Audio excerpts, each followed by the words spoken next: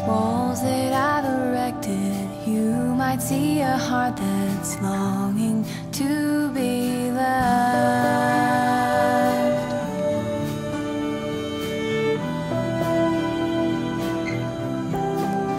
And if you could just stay long.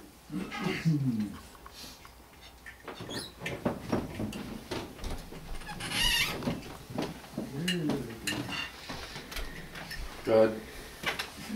Okay, I'm a senior citizen of this group, I think. And I think that's maybe some of that. It's funny. The wonders of being 80. I have good news for you. The first 80 years are the hardest. The second 80 years, so far as my experience, is a succession of birthday parties.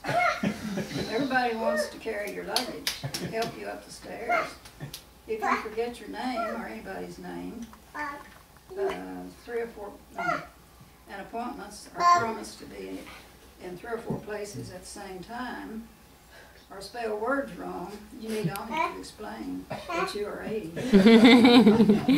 At 80, you relax with no misgivings. You have a perfect alibi for everything. Nobody expects much of you. If you act silly, it's your second childhood. Everybody is looking for symptoms of softening of the brain. It's a great deal better than being 65 or 75. At that time, they expect you to retire to a little house in Florida and become a discontented, fumbling, limping has-been. But if you survive until you're 80, everybody is surprised that you are alive. And surprised that you can walk. And surprised that you have lucid intervals. At 70, people are mad at you for everything. At 80, they forgive you for everything. If you ask me, life begins at 80. It's not all good. Did you write that, Doris? No. Oh, okay. You didn't?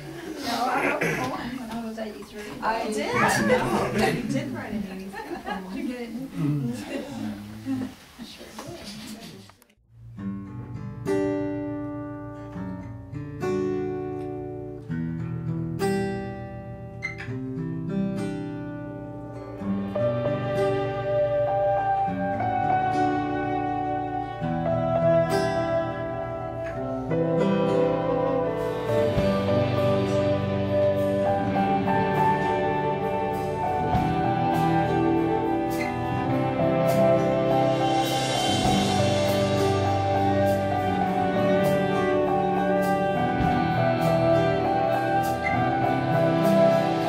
If you could see beyond these walls that I've erected, you might see a heart that's longing to be loved.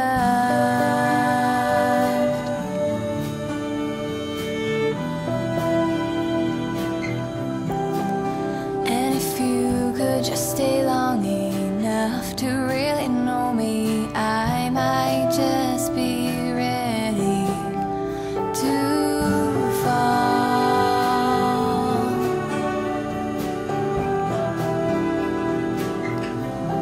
setting me free from all of my shame, letting go of all of this pain, break away from all that has kept me locked inside.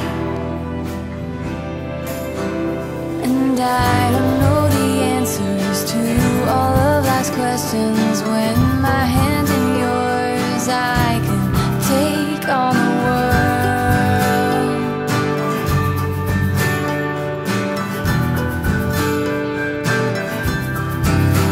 You see me through my trials.